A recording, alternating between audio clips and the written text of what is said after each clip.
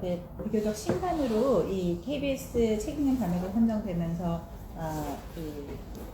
알려진 좀 짧은 이렇게 이 책이고요. 이거의 본래 오리지널은 이 쇼펜하우어의 인생 철학이라고 해서 이 비교적 쇼펜하우어의 말년에 나온 에세이 같은 겁니다. 근데 굉장히 여러 주제에 대해서 잘 되어 있는데 굉장히 책의 내용이 명료해서 정말 아주 공전의 히트를 쳤다고 해요. 그 시대에 1840년대 정말로 공전의 히트를 치면서 이 사람이 오히려 20대 때 썼던 불후의 명저 의지와 표상으로서의 세계가 처음에는 이 거의 그 폐지로 쓰이다가 이게 40년 만에 다시 부활해서 더 유명해진 그런 책이기도 합니다. 전에는 정말 잘 몰랐었는데 어떻게 이런 책을 20대 중반에 쓸 수 있었는지, 그리고 중요한 건 이 사람이 공부를 시작한 게 18살 때서부터였다는 거예요. 18살 전까지는 이제 아버지의 사업을 물려받기 위해서 사업을 하다가 정말 이 사업이 자기한테 맞지 않고 공부를 하는 게 정말 너무 공부를 하고 싶다라고 마음먹어서 공부를 하기로 마음먹은 게 18살 그리고 20대 중반에 이런 정말 불후의 명절을 썼으니까 정말로 천재는 맞는 것 같아요.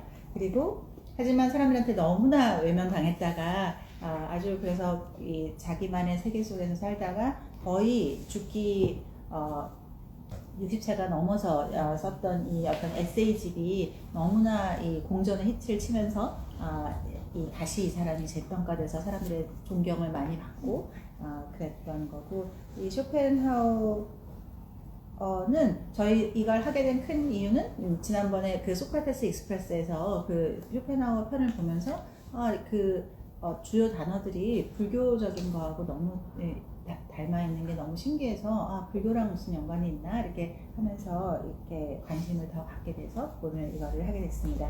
이걸 책을 보면서 기억나는 게 저희 전에 했던 그 발타다르 그라시안 그 신부님 책, 쇼펜하우어가 그렇게 극찬을 해서 직접 그 발타다르 그라시안 신부님의 그 에세이를 선별해서 냈던 그 책도 이 책하고 어떤 이 어떤 서술 방식이나 이런 게 되게 비슷해요. 그래서 그 신부님의 책을 기억하시면 또 이 책을 읽기가 더 쉬웠을 것 같고요.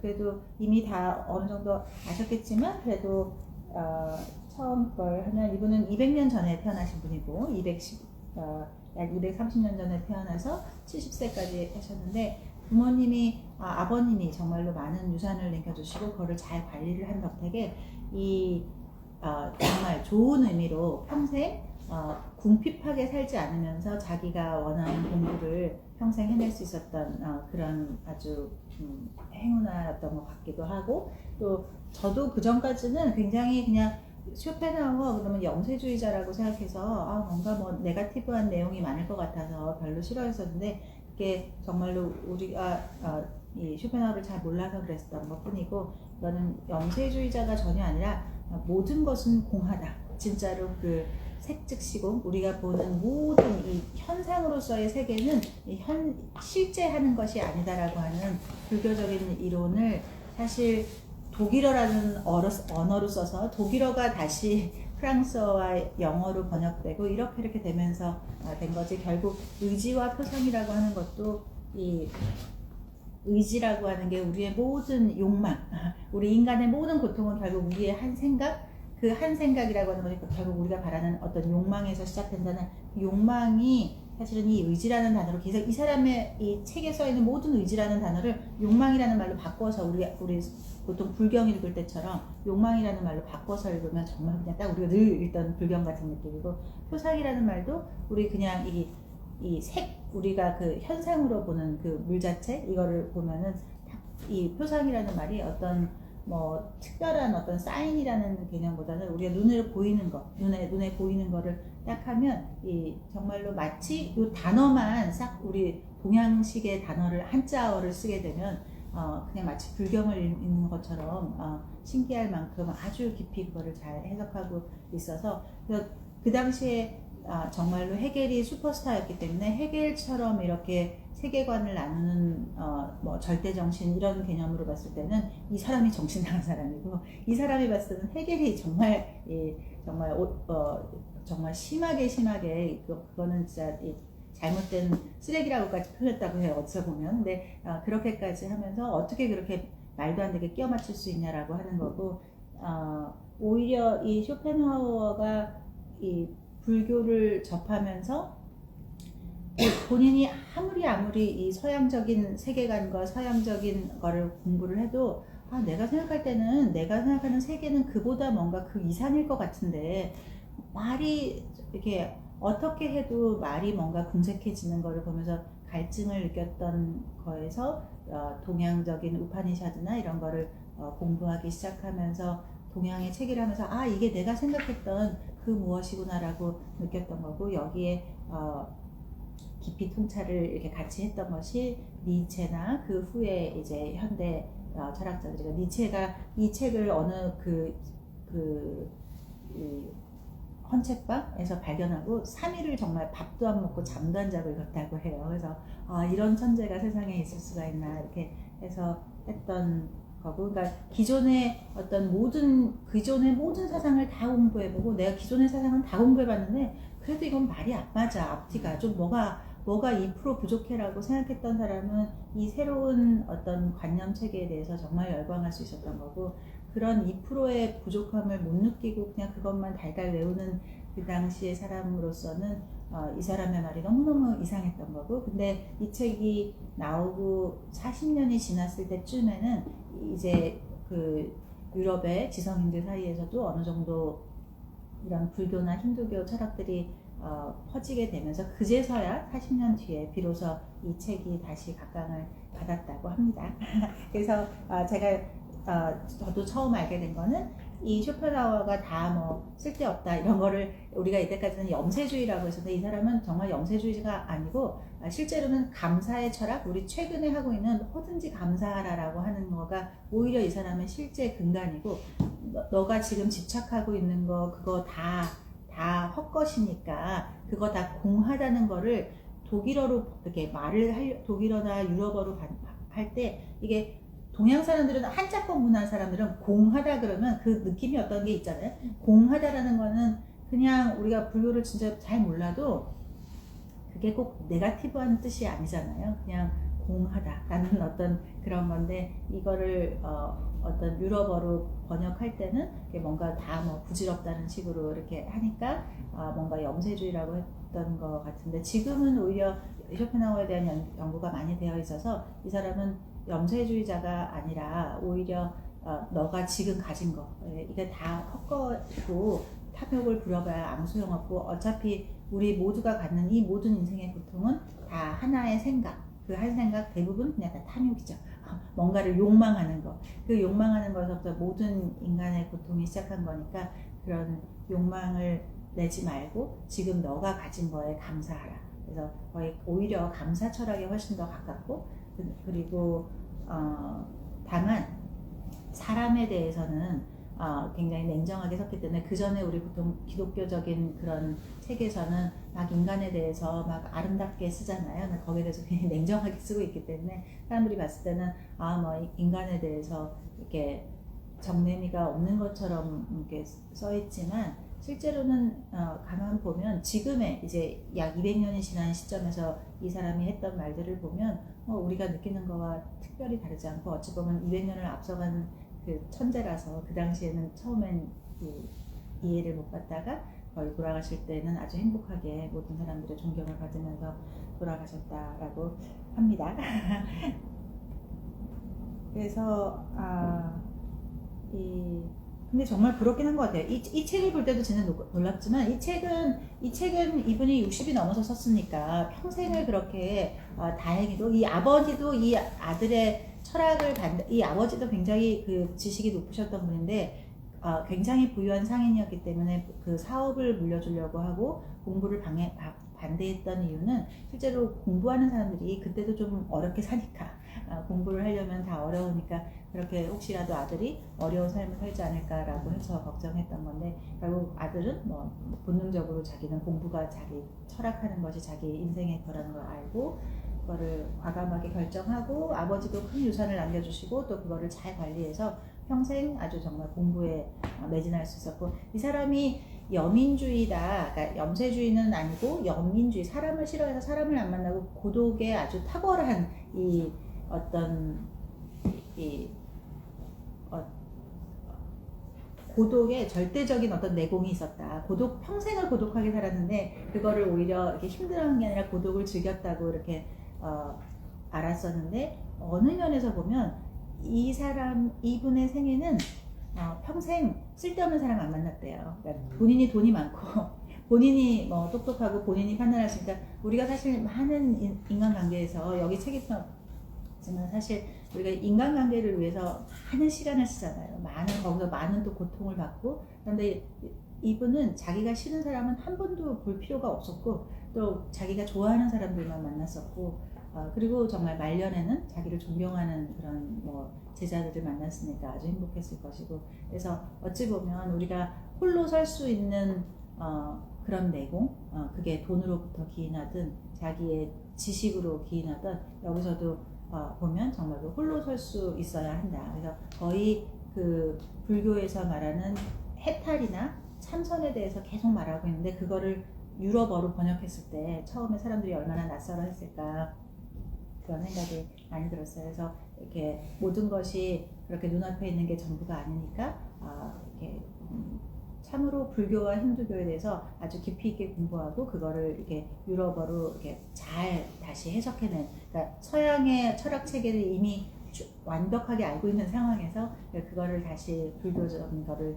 이렇게 연결시킨 거라서 훨씬 더 그냥 또 불교만 아는 사람이나 그런 사람이 생각하는 것보다 훨씬 더 사유의 이 반경을 넓혀갈 수 있었을 것 같습니다.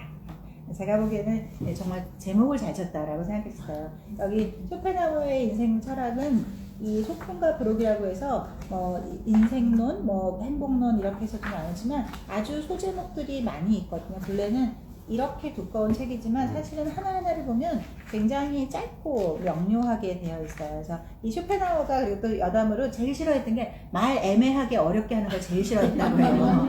아니, 그 해겔 그런 사람들은 도대체 다 말을 그렇게 애매모호하게 하고 다 읽고 나면 무슨 뜻인지 모르겠고 그게 뭐냐. 진리라는 게 진리는 진리지 말을 그렇게 돌려서 하는 게 그게 진리가 맞냐. 진리는 그냥 이렇게 말하면 이렇게 되는 거다. 그래서 쇼펜하우어 책의 가장 큰 특징이 기타 다른 철학책하고 다르게 굉장히 말이 직선적이고 이해하기 쉽고 짧고 그런 거라고 합니다. 그래서 여기 보면 여기 아주 세세하게 우리 전에 그 그라시안 책의 그 신부님 책에서 봤던 것처럼 삶의 괴로움에 대해서, 삶의 허무에 대해서, 인간에 대해서, 사랑에 대해서, 재산에 대해서, 교육에 대해서, 죽음에 대해서, 명예에 대해서 해서 정말 많은 것들이 있거든요. 독서에 대해서 해서 그 중에서 조금 더 훨씬 발췌해서 뽑았는데 이 앞에 사랑에 대한 거를 먼저 뽑은 것 같아요. 그리고 여기는 사랑이 없다는 그 맨 앞에 첫 번째 장이고요.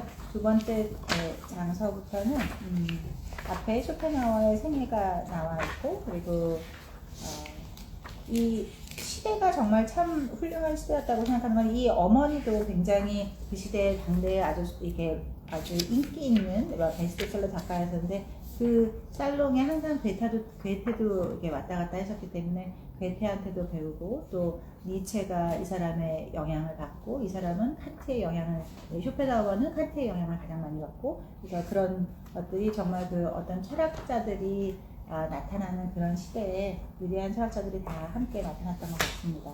그래서 첫 번째부터 저희가 시작하면 여기 사랑은 없다, 그다음에 행복에 대해서, 재산의 조건, 명예, 그래서 사랑, 행복, 재산, 명예, 그리고 이기심에 대해서, 종교라는 신화, 그리고 정치, 그리고 고뇌, 그리고 절망, 허무, 죽음, 처세론에 대해서 이렇게 쓰고 있습니다. 그래서 여기서 제가 누구나 읽으면 이렇게 다 한두 페이지밖에 안 돼서 그냥 쉽게 읽을 수 있고요. 그 중에서 그냥 제가 읽었을 때 그냥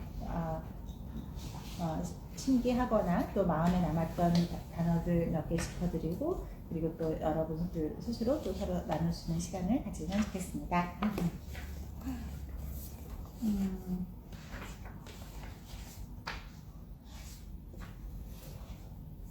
저도 오히려 정말 느끼는 거는 요즘에 이렇게 하다 보면 정말 사랑에 대해서 그 쓴 책들이 많던데, 이것도 보면 이거를 진짜 우리 중고등학생한테도 보여줬으면 좋겠다는 생각을 진짜 많이 했었어요. 그래서 오히려 그냥 중고등학교에 점점 그냥 성교육이나 이런 것도 물론 중요하지만, 진짜 사랑의 어떤 감정이라는 거의 실체가 뭔지를 실제로 고등학교 때 수업에서 가르쳐주면 참 좋겠다라고 생각했습니다. 그리고 여기서도 보면 마치 시니컬하게 쓰여 있는 것 같지만 사실은 굉장한 통찰이라서, 이게 뭔가 달달한 말 해주면은 되게 훌륭하신 분 같고, 뭔가 냉정하게 말하면은 그런 것 같지만, 사실은 이런 지혜를 내가 어렸을 때부터 알았으면 좀 사람에 대한 관계나 이런 거를 훨씬 더 다르게 할 수 있지 않았을까라는 생각을 했습니다.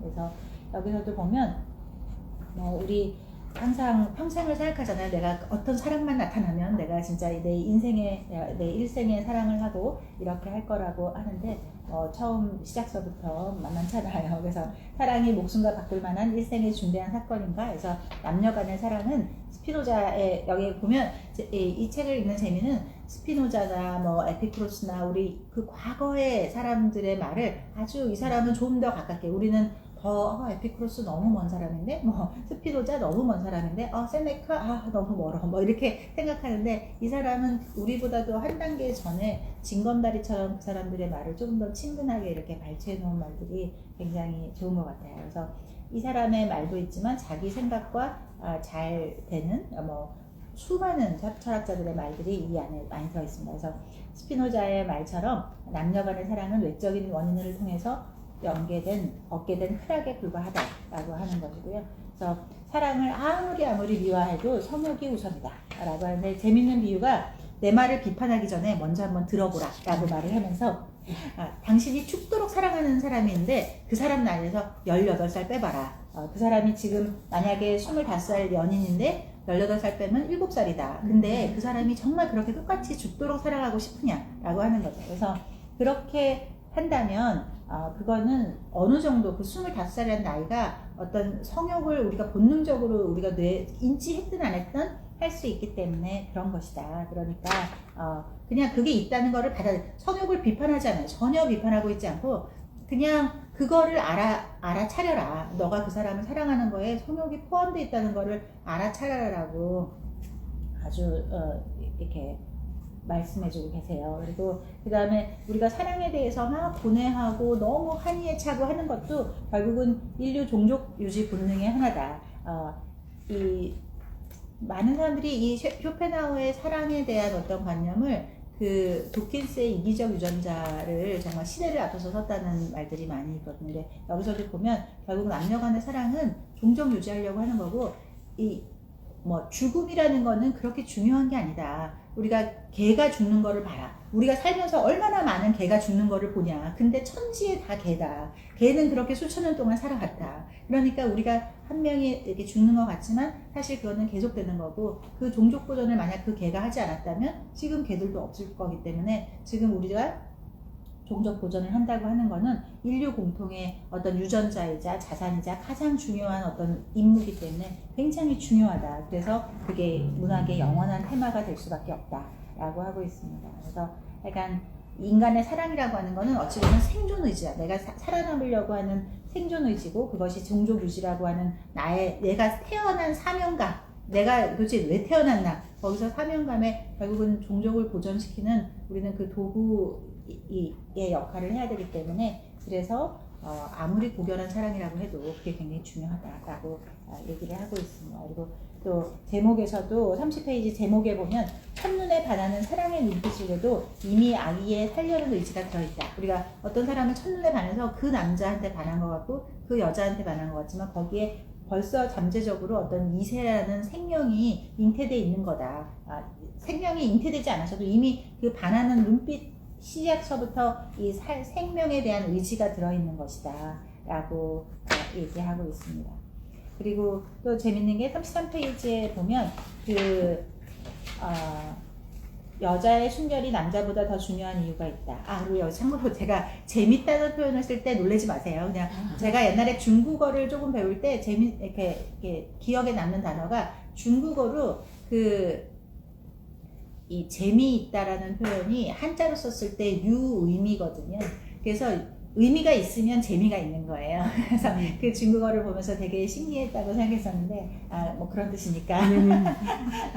이상하게 듣지 마시고. 33페이지에 보면, 순결에 대해서 저희가 참 뭐 어떤 신학적이거나 어떤 유교적인 거나 많은 거를 봤지만, 별로 뭐 이렇게 동조하고 싶지 않았었는데, 여기에 있는 말은 참, 독특한 아이디어인데, 제가 봤을 땐 정말 설득력이 있었던 것 같아요.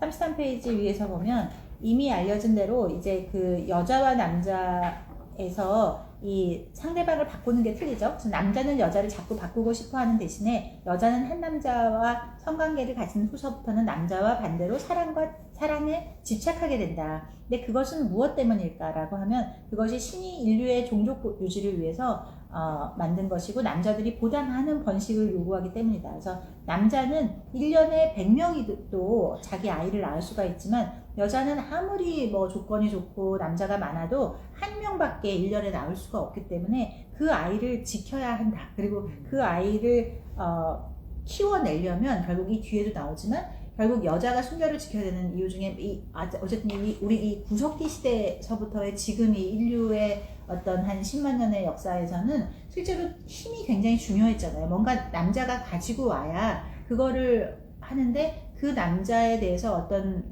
충성을 하지 않으면 이 아이가 먹고 살 수가 없잖아요. 그럼 그 아이의 생명을 지킬 수가 없기 때문에 당연히 그 아이의 생명과 그 여자 자신의 생명을 지키려면 남자가 뭔가를 갖고 와야 되고 그것이 어떤 하나의 계약이기 때문에 여자는 순결을 지키는 것이 자연의 원리라고 하는 거예요. 그래서 순결이라고 하는 것이 어떤 면에서 남자에게는 부자연스럽지만 여자에게는 자연스러운 것일 수밖에 없는 것은 그리고 또 여자의 외도가 남자보다 훨씬 더 엄격한 잣대로 이렇게 다스려온 것은 그 자체가 도덕을 거슬렀기 때문이다. 왜냐하면 그 한 명의 자녀를 키워야 되고 그 한 명의 자녀를 살아나게 해야 되는데 그것을 잘못하게 되는 거라고 한다면 여자에게 순결이 남자와 조금 다른 이유가 있을 수 있다라고 하는 어떤 생각이었습니다.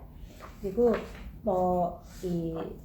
사랑이라는 것은 하나의 어떤 환상이자 속임수이다라고 하는 거고 우리가 사랑은 정말 막 모든 걸 헌신한다고 생각하지만 그렇지 않다. 인간은 모두 다 이기주의자다. 그리고 그런 내가 움직이는 하나하나가 다 이기심에 발동해서 움직이는 것이고 그것은 결국 종족 유지라고 하는 이 거대한 인류의 유전자의 정신을 하는 거기 때문에 실제로 이런 환타지가 굉장히 필요하고 이런 환타지가 없이 어떻게 그 어려운 일을 해내겠냐. 그래서 우리가 그런 그 성적 본능, 그런 환상 이런 것들은 결국은 이 자연의 법칙에 따르기 위해서 필수적이다라고 하는 거고 그렇기 때문에 인간은 동물보다 훨씬 더 짝을 고르는데 진지해야 한다, 진지하게 한다라고 하는 겁니다. 그리고 여기서도 재밌는 게 41페이지 보면 키 작은 남자는 키 큰 여자를 원하고 또 보통 반대의 어떤 조건들이나 나한테 없는 조건들을 바라는데 이게 반대의 유전자를 남기고 싶어 한다는 거죠. 키 큰 여자가 키 큰 남자를 좋아하면 애가 거인이 될 거니까 그것도 좋은 것이 아니라서 그거를 싫어한다라고 하는 겁니다. 그리고 42페이지에 보면 남자들은 18세에서 28세 미만의 임신 가능한 여성을 원한다라고 하는 거에서 우리가 보통 젊은 여자를 좋아한다, 도둑놈이라고 말하지만 사실 이게 너무 당연하다는 거죠. 이 종족 보존을 해야 되니까. 그래서 남녀의 첫 줄에 남녀의 사랑은 외모, 성격, 상대방의 상대성과 관련이 깊다라고 하고 거기서 근데 가장 중요한 것은 나이라는 거죠. 얼굴이 안 예뻐도 나이가 젊으면 훨씬 더 좋고 그것이 무의식적으로 임신 가능 시기이기 때문이라고 해요. 그리고 제가 이거는 딴 데서 어디서 봤던 거였었는데 재밌는 실험 결과가 우리가 정말 요즘은 뚱뚱한 것도 뷰티다. 왜 날씬한 것만 뷰티라고 하냐, 아름답다고 하냐, 그건 다 편견이다. 막 이렇게 그런 것들 많이 하잖아요. 그런데 실제로 태어날 때서부터 이 맹인이신 분들, 한 번도 빛을 본 적이 없는 사람들, 형체를 본 적이 없는 사람들에게 여성을 이렇게 해서 이렇게 어떤 이렇게 터치하게 해서 어떤 여자가 더 마음에 드냐라고, 이거는 그냥 아주 학문적인 실험이었었는데, 이렇게 했을 때 한 번도 본 적이 없기 때문에 마른 사람이 아름답다든지 뚱뚱한 사람이 아름답다든지 그런 거를 본 적이 없는 거죠. 빛을 본 적이 없는 사람들이니까. 근데도 그 거의 대부분의 사람들이 허리가 잘록한 사람을 다 좋다고 얘기를 했다는 거예요. 근데 그게 결코 그런 우리 생각하기에 그런 뭐 도둑놈이거나 그런 게 아니라 우리 정말 유전자에 새겨진 허리가 20대에는 허리가 잘록하잖아요. 그 허리가 잘록하다는 것이 우리 유전자의 기록에 남아 있어서 그걸 보면 이 사람이 임신 가능한 여자라고 판단을 한다는 거죠. 그래서 그건 전혀 이게 이상한 논문이 아니고 아주 뭐 메디컬한 논문이었었는데 그게 정말 기억이 나요. 그래서 그런 거를 하여간 이분도 그런 생각을 했었던 것 같아요. 그리고 이런 뭐 우리가 이 가슴에 집착하는 거나 이런 것도 결국은 다 우리 아이를 키우기 위한 그런 생식 본능과 된다. 그리고 이렇게 보면 뭐 이 잘난 사람이 꼭 잘난 그거를 하는 게 아니라 이 생각지도 않은 어떻게 저런 사람이 저런 사람을 만날까 하는 게 사실 당연한 거다라고 하는 거고, 여기서 재밌는 건 또 의미 있었던 거는 49페이지에 보면 여성들은 이 지적인 이 성적 위력이 굉장히 대단하다. 우리 생각에 남자가 똑똑하면 성적인 매력이 있을 거라고 하는데 천만에도 남자가 재능이 너무 많으면 머리가 너무 좋으면 오히려 애가 정신병에 걸리거나 그럴 수 있다고 생각하기 때문에 여자들은 오히려 그걸 피하고 남자들은 오히려 조금 무식해도 되고 성적으로 오히려 그러니까 체력적으로 건강한 게 우리 자식을 먹여 살리기에 더 좋을 거라고 생각을 하고, 반면에 머리는 어머니의 머리가 유지되기 때문에 여성이 지성미가 있을 때 훨씬 더 남자들이 이렇게 매력을 느낀다는 거죠. 그렇기 때문에 엄마들이 비싼 화장품이나 성형술 시켜주지 말고 이 예술적 재능이나 외국어를 시키는 것도 해야 된다는데, 이 200년 전에 이런 성형수술이라든지 어떤 이런 지성미의 어떤 밸류라든지 이런 거를 생각했다는 게 정말 놀라워요. 그리고 그래서 아무튼 이 사랑이라는 것이 우리가 생각하는 것처럼 그렇게 너무 이렇게 더 씌우지 말아라. 이렇게 그래서 결국은 하지만 정말 저도 놀라운 거는 굉장히 이렇게 시니컬하게 썼을 거라고 생각했었는데 말들이 결코 시니컬하지 않고 그러니까 그냥 받아들이고 그냥 그건 그런 거다. 그래서 전혀 이렇게 시니컬하거나 네거티브하게 쓰지 않고 있다는 게 새로운 발견이었습니다. 그래서 두 번째 장은 행복이라는 그림자라고 하는 건데요. 여기서도 두 번째 줄에 보면 에피크로스가 인간의 행복은 대부분 자기 마음에서 비롯된다. 그래서 이 누군가 말씀하셨었는데 이 쇼펜하우어의 철학을 정말 단 한 줄로 요약하라 그러면 일체유심주다. 이 사람의 평생의 한 말은 그냥 모든 것은 마음에서 비롯되니까 너 마음 고쳐 먹으면 된다라고 하는 게 쇼펜하우어의 말씀이었다고 하고요. 그래서 여기도 마지막에 보면 61페이지에 꽃이라는 것은 외적 조건이 그 자체가 아니라 각자의 마음의 눈으로 꽃을 그려내고 있다는 것이라서 결국 같은 꽃이라도 같은 꽃이 아니라는 거죠. 그래서 이렇게 하고 뭐 행복은 정신 능력에 따라서 틀리다. 그래서 내가 훨씬 더 나를 자꾸 단련해 가면 훨씬 더 행복의 크기를 더 크게 느낄 수 있다라고 하는 겁니다. 그리고 건강한 거지가 병든 황제보다 행복하다. 그래서 우리가 아무리 이 참된 자, 우리 지금 요즘에 정말 유명해진 이 참나라는 개념이 이 사람은 벌써 이때서부터 쓰고 있는 거죠. 그래서 참된 자라고 하는 것이 결국은 이 건강한 육체가 없이는 불가능하다. 그래서 정말 강인한 체력과 이런 것도 같이 해야 된다라고 하는 겁니다. 그리고 유산을 남겨주기 위해서 자기 온 생애를 써서 돈을 남겨준 다음에 그걸 자기 자식에게 주다 보면 실제로 그 자식의 인생도 자기 인생도 결국은 허비한 것이고 자기도 쓰지 못했던 그 돈이고 그 돈은 자식에게 남겨져서 자식도 망치게 되니까 실제로 이 자기의 인생의 시간은 어떤 돈을 버는 거에도 중요하지만 정신의 수양에도 힘을 쓰고 그 돈도 이 자기 생에 써야 된다. 그렇게 해야 자기 자식도 방탕하지 않게 만들 수 있다라고 하는 겁니다. 그리고 재산에 대해서도 다시 이제 3장에서 얘기하고 있는데 70페이지에 인간의 욕구는 크게 세 가지로 나눌 수 있다. 여기 에피크로스가 다시 인간의 욕구 세 가지 먹고 있는 욕구, 그리고 성욕, 그리고 부와 명예에 대한 욕구에 대해서 얘기하고 있습니다. 근데 여기서 역시 불만이라고 하는 것은 양적인 문제가 아니고 상대성의 문제다. 내가 아무리 집을 9채를 대궐 같은 집을 갖고 있어도 10채 마지막 한 채 더 안 가진 것 때문에 불행하고, 집이 없는 사람은 방 한 칸만 얻어도 또 좋은 것이고, 그렇기 때문에 모든 어떤 불만이라고 하는 것, 모든 고뇌는 상대성 때문에 생기는 것이다 라고 하고 있습니다. 그리고 또 이 재산이 많은 것에 대한 것도 얘기를 하고 있는데요. 77페이지에 보면 재산이 많으면 두 가지 은총을 가질 수 있는데, 돈에 연연하지 않고 자기의 천직을 평생 수행할 수 있다는 것, 그리고 또 하나는 인류 사회의 복지와 발전을 위해서 다른 사람이 할 수 없는 큰 일을 해낼 수 있다는 것. 그래서 하여간 돈이 굉장히 좋은 거다. 돈에 대해서 절대 나쁘게 말하고 있지 않습니다. 그래서 가난 속에서는 몸에 지닌 빛조차 자취를 없어진다라고 해서, 아무튼 우리가 가난이라고 하는 것이 아무튼 어찌 보면 이제 이 시대 뒤로 해서 그 어떤 공산주의나 평등, 어떤 재물을 제약시하거나 이런 거에 대해서 많이 얘기하지만, 실제로 이 재물이라고 하는 거는 자기를 지켜내는 힘이기 때문에 이런 것이 어찌 보면 꼭 필요할 수 있다라고 하는 겁니다. 그리고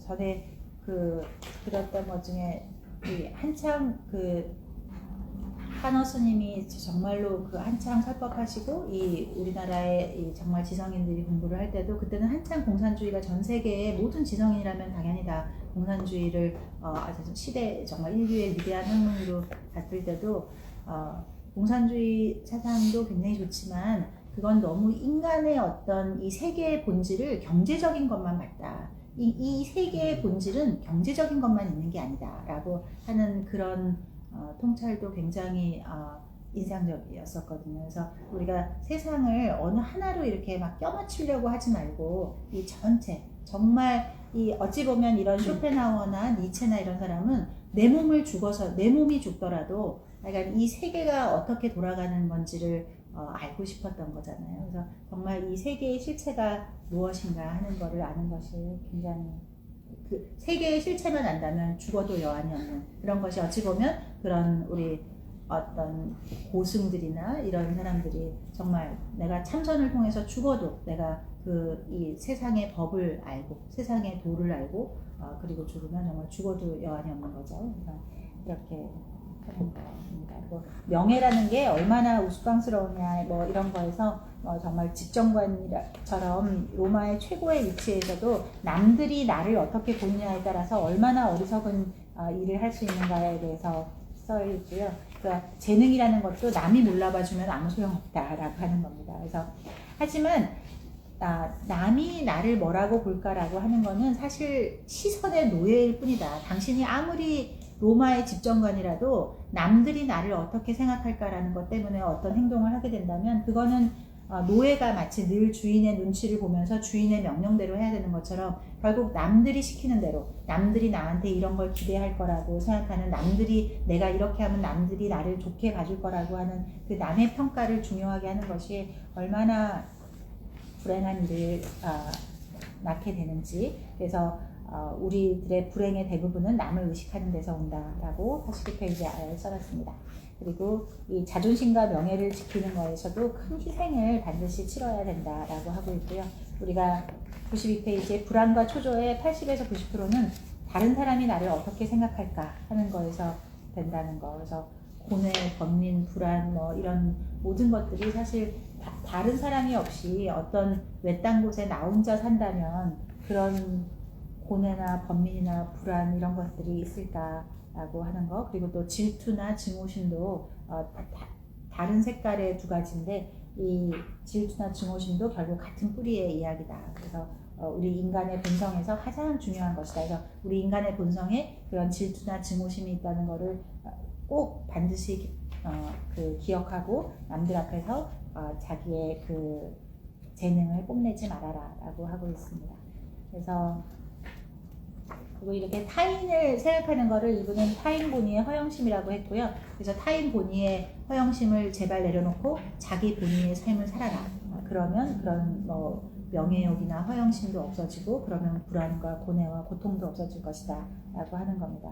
하지만 그렇다 하더라도 실제로 그럼 나는 고매한 인격을 가졌기 때문에 겸손한 태도로 살면 어떻게 되느냐, 그러면 소인배들이 자기랑 같은 줄 알고 노예들에게도 농담하면 금세 꼬리를 친다는 아라비아의 농담처럼 함부로 하면 안 된다. 그래서 아무리 고매한 인격을 가졌어도 또 자기의 선을 정확히 지키지 않으면 세상은 그냥 소인배들의 동무대가 될 것이다. 우리가 역사에서도 참 너무너무 안타까운 거를 많이 보고 실제 우리 뭐 조직사회에서도 많이 보는 거는 너무너무 실력이 훌륭하고 실력이 뛰어나고 인품도 너무 훌륭하고 이런 사람들은 저는 도저히 거기에 되지를 않는다 그러고 천길만길 도망가 버리고, 진짜 실력이 1도 안 되는 친구들은 이거 내가 하면 너무너무 잘할 수 있다고, 이거 내가 이게 껌값다는데 내가 이거 하겠다고 다 나서는데, 되게 정말 그렇게 훌륭한 실력을 가진 사람들은 다 아니 감히 어떻게 제가, 그 사람들은 너무나 이 완벽주의를 어떤에 대한 강박관념 때문에 저는 너무 부족합니다. 그게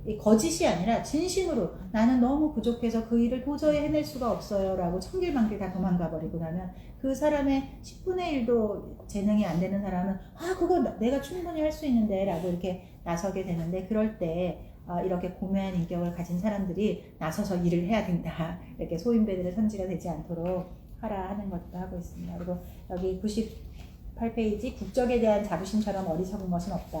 이때 1800년대부터 한창 이제 민족주의가 될 때이기 때문에 어떤 민족적 자부심이라는 것이 얼마나 어리석은 것인가 라고 하는 것이, 또 그게 이제 또 그때는 프러시아가 한창 처음이니까 아직은 약하고 영국인이나 이 프랑스인들이 좀 더 심하다. 그래서 아무튼 찬사와 혐오감은 하나일 뿐이고 하지만 그런 것들이 어떤 우열을 승부해서는 안 된다라고 얘기하고 있습니다. 그리고 명예가 이득을 주지 않는다면 손가락 하나 까딱하지 않을 것이다. 이 사람들이 되게 명예를 위해서 모든 것을 한다고 하지만 사실은 그 내면에 다 어떤 이득이 다 있다. 명예가 이 103페이지 디오게네스도 말했지만 사람들이 많이 명예를 통해서 발생하는 이득이 없다면 명예를 위해서 손가락 하나 까딱하지 않을 것이다 라고 하고 있습니다. 그래서 우리가 명예를 통해서 생기는 이득이 있기 때문에 어른을 존중하는데, 사실은 그게 아니고 어른을 존경해야 되는 이유는 그 사람들이 많은 연륜을 통해서 많은 시련을 극복해냈었기 때문에 예의를 해야 된다라고 얘기하고 있습니다. 그리고 여기서 다시 여성의 순결은 자녀에게 제공하는 대가를 이 남성의 돈과 보호를 원한다라고 하고 있습니다. 그리고 자기 기념관을 짓는 것은 자신을 모독하는 행위밖에 없다. 살아서 자기 기념관을 짓는다는 것은 자기가 죽은 후에는 아무도 자기를 기릴 사람이 없다는 것을 스스로 잘 알고 있다는 뜻이다 라고 하는 겁니다. 그래서 명성이 노년기에 절정이 되는 것이 다행인 것이고 명성이 젊음과 함께 있게 되면 안 된다라고 하고 있습니다. 그리고 5장에 인간은 본래 이기적인 존재다 라고 하는 겁니다. 그래서 그 우주가 당장 멸망해도 나만 살면 된다. 그래서 인간은 이기심처럼 무서운 것이 없다. 예의나 겸손이라고 하는 것도 사실은 자기의 이기심을 숨기려고 하기 위한 것이고, 또 이 우주의 멸망과 자기의 멸망 중에서 어느 것을 선택하느냐고 하면 당연히 자기를 선택할 것이다. 그리고 모든 것을 사람은 다 자신을 이 세상의 중심축으로 놓기 때문에 그런 것이다. 그래서 이기심은 나보다 앞서는 우선순위는 이 세상에 없다라고 하는 거고, 가끔 전에 뭐 요즘 책 제목에서도 그런 거 있는데, 아무튼 자기를 지키지 못할 만큼 희생하는 거는 결코 아름다운 희생이 아니다라고 하는, 왜 우리가 내가 가족을 위해서 희생하느라, 뭐 조직을 위해서 희생하느라, 뭐 나를 잃어버렸다는 것도 많이 보잖아요. 또 실제로 그런 사람들도 있고. 근데 그럴 때 정말로 어찌 보면 어느 순간 모든 거를 희생하다 보면 내가 왜 희생하고 있는 건가 라고 생각해 보면 그건 사실 누가 시킨 것도 아니고, 어찌 보면 아까 말하는 타인 본의의 어떤 허영심, 나는 이렇게 헌신적이고 이렇게 좋은 사람이라는, 내 모든 것을 헌신하는 좋은 사람이라는 그런 거를 증명해내려고 애썼던 것은 아닌가, 그런 생각. 그래서 아무리 희생이 숭고한 것이라고 하더라도 자기를 지키지 못하는 희생은 절대로 좋은 것은 아니다라고 하는 생각입니다. 그리고 또 국가의 법과 질서가 없다면 인간은 모두 동물로 변한다라고 하는 겁니다. 모든 개인의 이기주의를 합한 것이 국가다. 우리가 사실 인간이라는 것이 국가와 법이 없다면 이 하루아침에 여기는 야만의 곳이 될 것이다. 그래서 우리가 법이라는 것이 굉장히 인간을 지켜주는 중요한 것이다 라고 하는, 우리가 보통 홉스나 이런 사람들이 우리가 옛날 옛적에 사람들이 국가가 없고 사유재산이었고 국가가 없었을 때는 사람들이 아름답고 막 이렇게 정을 나누면서 살았다고 생각하지만 절대 그렇지 않다. 그때는 정말 야만과 사륙과 이런 약탈이 그냥 했던 거고, 결국 당신을 지켜준 거는 그냥 법이 지켜준 거다라고 얘기를 하고 있는 겁니다. 그래서 법이 굉장히 중요하다라고 하는 겁니다. 이 사람의 처음부터 끝까지는 무슨 말을 했다고 해서 그걸 시니컬하게 하면 안 돼요. 그래서 그게 진짜 중요한 거다. 그러니까 그거의 중요성을 그렇게 함부로 생각하지 마라. 그건 정말 중요한 거다라고 하는 겁니다. 그리고 이 114페이지에서 이 어떤 자살에 대한 것이 나오는데요. 보통 많은 사람들이 쇼펜하우어를 자살을 부추긴다고 삶이 별거 없다고 말했다고 하는 느낌 때문에 자살을 부추겼다고 생각하는데, 실제로는 그렇지 않고, 여기서 자살이라고 하는 것은 삶의 생명 자체를 부정하는 게 아니고 삶의 조건에 절망하는 거다. 사실은 자살하는 사람이야말로 정말 살고 싶어하는 사람인데 그 조건이 나랑 지금 안 맞아서 이거를 포기하는 거다. 그래서 사실은 그 고뇌의 과정을 어떻게 해서든지 벗어나려면 좀 더 영혼이 높은 정신적 경지를 가서 결국 해탈, 우리가 불교나 힌두교에서 말하는 그런 해탈에 이르게 되면 우리가 살려고 하는 의지, 죽으려고 하는 의지로부터 자유로워질 수 있다. 우리가 죽고 싶어 하는 게 아니라 내가 지금 맞이한 지금의 상황이 내가 도저히 그거를 그거대로는 살 수가 없기 때문에 그거를 포기하려고 하는 것이라서 아무튼 그 고통을 뛰어넘어 해탈의 경지로 새로운 사람으로 다시 태어나면 된다라고 하는 겁니다. 그래서 파우스트 얘기도 나오고요. 그래서 인간의 의지가 큰 불행과 절망을 통해 자기 포기에 이르는 과정을 이렇게 이 책을 보면 꼭 파우스트를 읽고 싶어요. 여기 보면 많은 이야기들이 이렇게 그 사람 책을 읽어보고 싶다는 생각이 들게 합니다. 그리고 살아있다는 것은 너무나 큰 모순이다. 그래서 산다는 것 자체가 모순이고, 실제로 태어나면서부터 이제 죽을 것을 생각해야 되기 때문에, 사실 우리 인간만이 유일하게 죽음을 두려워하는데, 실제로 우리가 죽는다는 거는 두려워할 거 없이 우리가 태어났기 때문에 죽는 거지, 태어나지 않았으면 죽음에 대한 공포도 없다.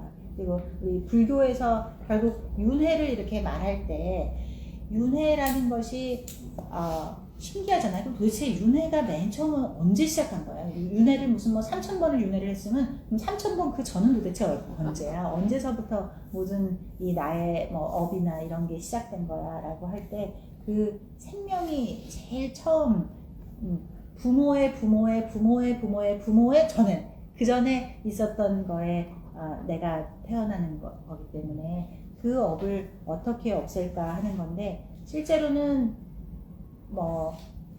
업에는 공소시효가 없다. 그러니까 내가 지난 생에 잘못해놓고 이번 생에 공소시효 끝났다고 이거 한다 그러면 안 된다는 거죠. 아무리 생이 바뀌었어도 사람의 모습은 바뀌고 생은 바뀌었어도 내가 지난 생에 했던 그런 잘못은 여전히 받아야 되는데, 그럼 도대체 그 업은 언제 끝나는 거야? 라고 하면 정말로 내가 어느 날 정말로 계속 고향을 하고 참선을 하고 단련을 하고 계속 정신의 경지가 넘어서 내가 어떤 잘못을 해서 그 잘못으로 인한 나의 죄책감, 그리고 그 사람이 받았을 고통, 그 모든 거로부터도 내가 완전히 그것이 내 안에서 없어지면 그 업은 사라진다고 하죠.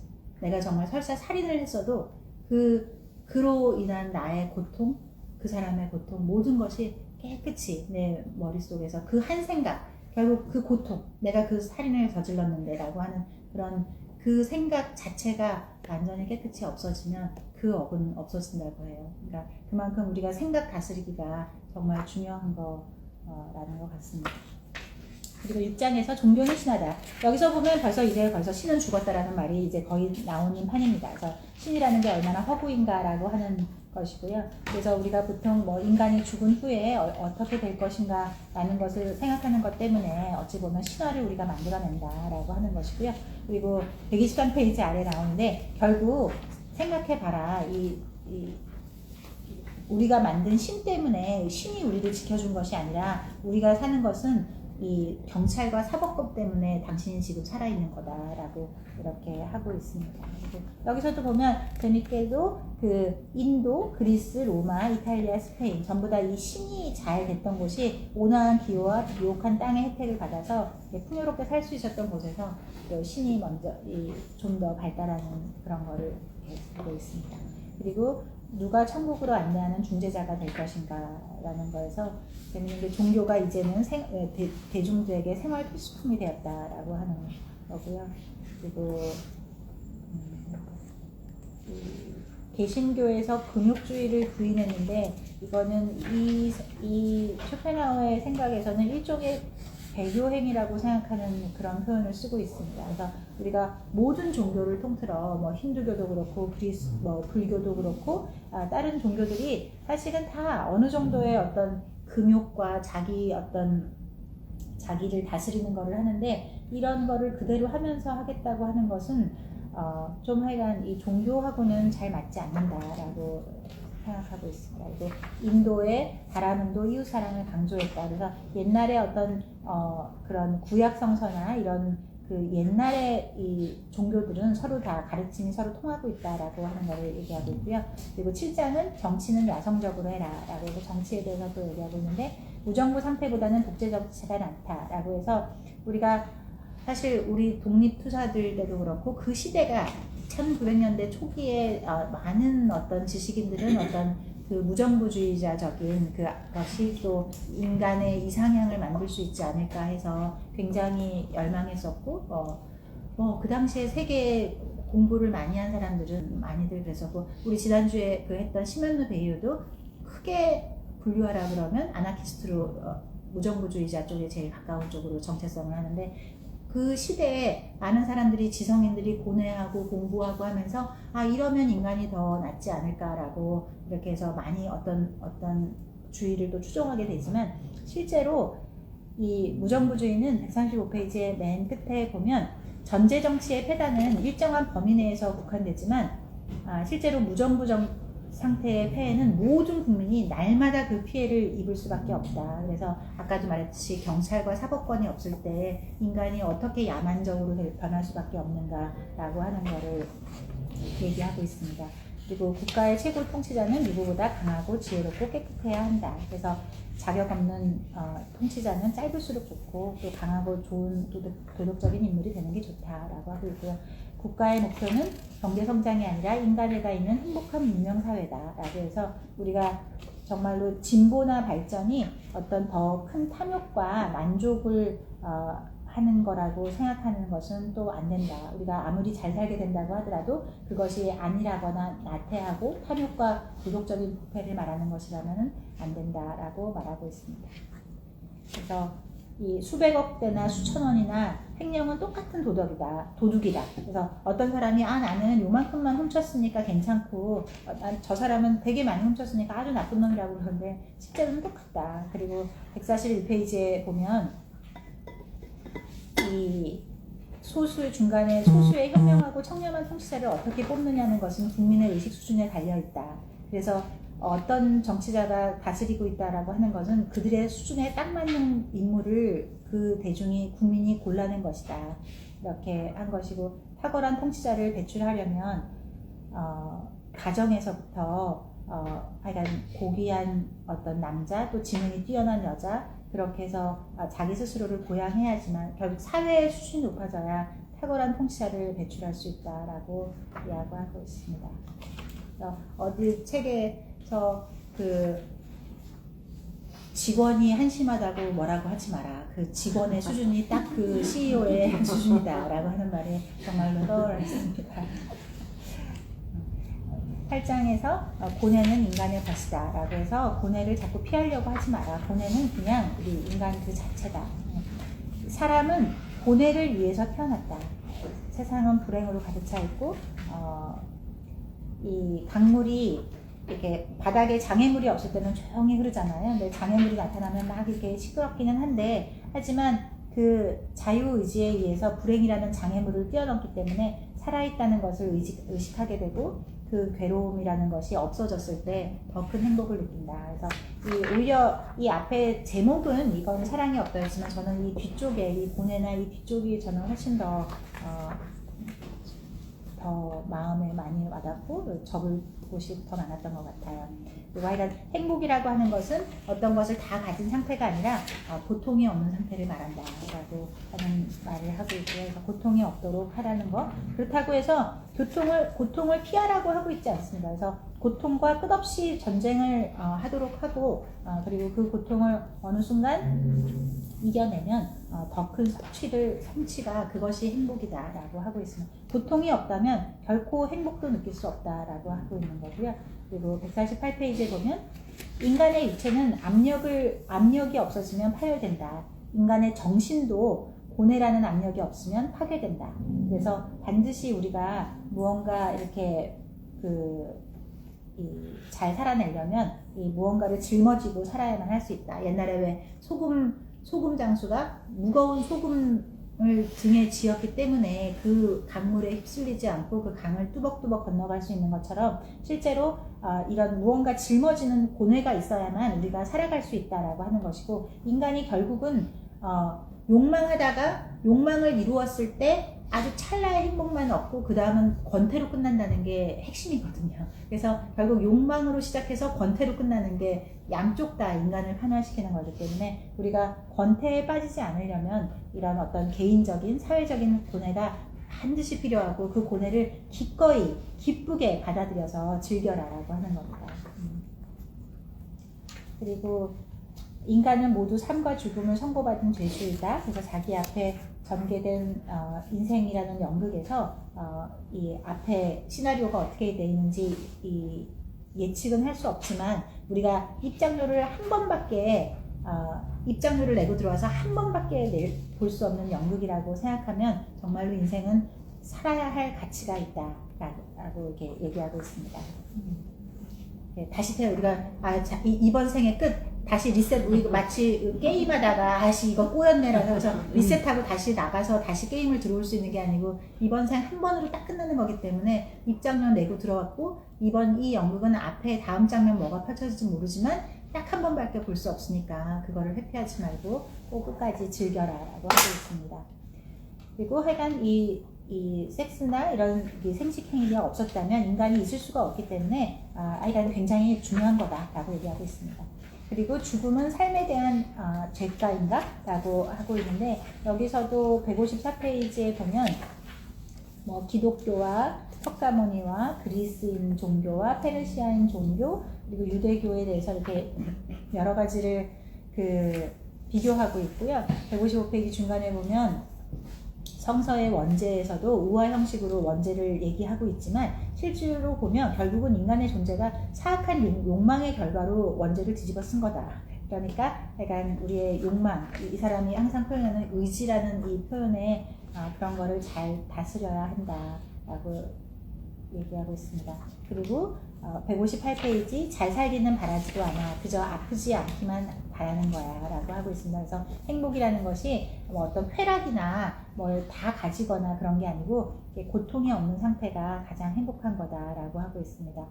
그리고 이 공원 벤치에 있는 거지 노인이 자기 자신이라는 사실을 잊지 마라. 그래서 삶은 내게 재앙이지만 이것이 계속 된다라고 하더라도 실제로 그거를 잘 헤쳐나가라 라고 하고 있고요. 그리고 태어난 것이 곧 고뇌의 노예가 되기 위해서이다. 그래서 삶은 그냥 태어났기 때문에 시작된 것이고, 여기 맨 밑에 볼테르의 말을 빌려서 파리가 태어난 것은 거미에게 잡아먹히기 위해서인 것처럼 내가 태어난 것은 고뇌의 노예가 되기 위해서였다 라고 인용해 줬습니다. 그리고 인생에서 중요한 3가지 선이 있는데 161페이지에 건강과 젊음, 자유. 근데 이런 거조차도 실제로 내가 아프거나 그러면 다 누릴 수 없기 때문에 내가 행복할 때는 행복하다는 걸 모르는데 행복을 다 잃어보면 그걸 알고, 건강할 때는 건강한 게 모르는데 건강을 잃어보면 그게 얼마나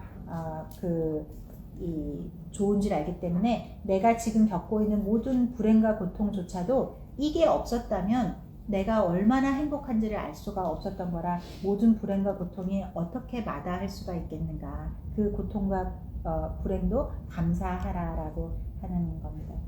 제가 기억에 남는 것 중에 어떤 남자가 사회적으로도 많이 성공했고 뭐 돈도 많이 벌었고 성취도 했고 부인도 있고 애들도 있는데 집도 있고, 근데 너무너무 인생이 행복하지가 않고 불행해서 너무너무 불행해하니까 어느 날 천사가 찾아와서 어떻게 저를 좀 행복하게 해주세요. 저는 행복이 뭔지 알고 싶어요 라고 했더니 그 천사가 알겠다 라고 하고, 그날 밤에 그 사람이 가진 부인도 아이도 없애고 집도 없어지고 모든 걸 다 없애버렸대요. 그래서 이 사람이 비로소 행복이 뭔지를 나는 평생을 이렇게 열심히 살았는데 난 행복이 뭔지 모르겠다. 나는 나에게 행복이 뭔지를 가르쳐달라고 했었을 때 결국 그날 밤에 그 모든 거를 가지고 없어지고 나니까 행복이 뭔지를 알았다고 하는 것처럼 그런 말을 해주시는 것 같아요. 하여간 그 인생은 하여간 조화와 균형이다. 그래서 사람은 동물이지만 짐승은 아니다. 그래서 하여간 고통도 모르고 희망도 갖지 않고 하는데, 하여간 인간은 그런 거를 또 잘 다스려야 된다. 그리고 절망과 허무, 이 9장이고요. 그래서 절망과 허무도 이 영원 회귀, 지난번 니체에서 나왔던 것처럼 머물러 있고 싶은 순간이 계속 지속되기를 바라는 가정들. 지금 이 순간 조금 더 있었으면, 너무 아름다운 장면을 보거나 막 그럴 때 여기 조금 더 있었으면 하는 그런 상황이 행복이다라고 하는 거고요. 그리고 여기서 169페이지에 나오는 것처럼 이 둘째 줄에 식욕과 성욕, 그리고 결국 이 두 욕망이 인간의 욕망에서 가장 큰 생의 원동력이고, 이 욕망이 없으면 사실 사람이 살아갈 수가 없는 건데, 이게 결국 채워지고 나면 무조건 권태라는 것이 오기 때문에 결국 인생이라고 하는 거는 식욕, 성욕, 권태, 이 세 가지가 도는 거다. 그래서 인간은 항상 희망에 속아서 죽음과 씨름하고 있는 것이다 라고 하고 있습니다.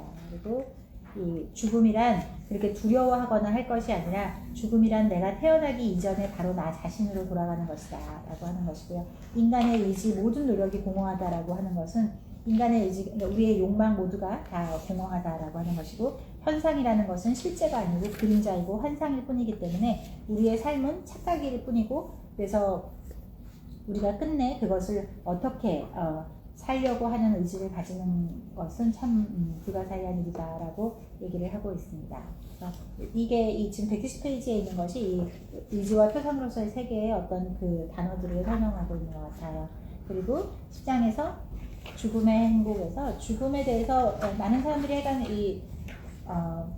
오해하는데, 이분은 죽음을 나쁘게 얘기한 게 아니고 어떤 불교적인 거에서 죽음이라는 것이, 우리 왜 장자도 나 죽는 거 슬퍼하지 마라, 나 그냥 자연으로 돌아가는 것 뿐이니까 심지어는 매장도 하지 말아라 라고 했던 것처럼, 나 그냥 자연으로 돌아간다 라고 했던 그런 거랑 똑같이 삶은 그냥 죽음을 통해서 원래의 상태로 돌아간다. 그리고 죽음이 없다면 삶도 없는 것이고, 그래서 죽음이란 약간 삶을 전제로 하는 것이고, 죽음은 잃는 것이 아니라 본래의 상태로 되돌려가는 것이다. 빈손으로 태어났다가 빈손으로 가는 것이기 때문에 약간 우리 인류가 영원히 존속하기 위해서 죽음이라는 것이 꼭 필요하다. 그리고 지구상의 모든 물질은 그 질과 양이 영원하다. 우리가 마치 강물이 줄어들고 많아지는 것 같아도 사실은 그게 수증기로 가거나 구름으로 가거나 빙하로 가거나 다 돌고 돌아서 결국은 그 물의 양은 결국은 다 비슷비슷한 것처럼, 이 지구상의 모든 물질은 어떤 이 불멸의 존재다. 여기서 아까 그 개 얘기가 나오는데요. 개라고 하는 것도 불멸의 존재라서 그냥 이 유전자가 계속 영속되는 한, 개는 내 눈앞에 개는 죽은 것 같지만 사실은 계속된다. 그리고 인간의 죽음은 결국 대자연의 사이클일 뿐이다. 그래서 우리 인간도 대자연의 일부이기 때문에 죽음을 두려워할 필요는 전혀 없다. 그리고 향락은 욕망을 달래는 도구에 불과하니까 슬퍼하지 말라는 거고, 185페이지의 맨 마지막 잠자는 듯한 죽음을 맞이하는 일보다 더 큰 선물은 없다라고 했는데, 이분이 정말로 그 73세 생일에 밥 먹다가 아주 조용히 자듯이 그렇게 조용히 돌아가셨다고 해요. 아무튼 우리가 그동안 알고 있었던 이 죽음을 예찬했다든가 세상을 좀 비관적으로 봤다던가 하는 거에 많이 틀린 것이고, 이 맨 마지막 처세론에 대해서는 192페이지에 더 좋은 것은 좋은 것의 적이다. 그때도 얘기했듯이 굳이 높이면 되는데 제일 최고로 좋은 것을 하려고 하다가 모두가 다 이렇게 불행해지는 것이다 라고 하고 있고요.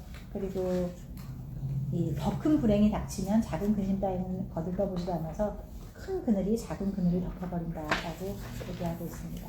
그래서 여기 199페이지에 보면 우리의 미래는 신의 손 안에 있다라고 해서 여기 재미있는 비유로 이탈리아에서는 당나귀가 먼 길을 끌고 가려고 할 때 눈앞에 딱 눈 바로 앞에 풀 한 묶음만 묶어줘서 하면 이 당나귀가 그 먼 길을 어떻게 갔지라고 생각하지 않고 눈앞에 있는 그 풀만 보면서 조고를 먹으려고 한 발 한 발 가다 보면 결국은 그 기대와 희망으로 먼 길을 걷게 한다. 그것이 희망의 착각이라는 것인데, 하지만 그렇다고 해서 슬퍼할 건 없고, 우리가 괴로움이 없는 무사한 시간에 대해서 감사하고 그러면 결국 행복하다.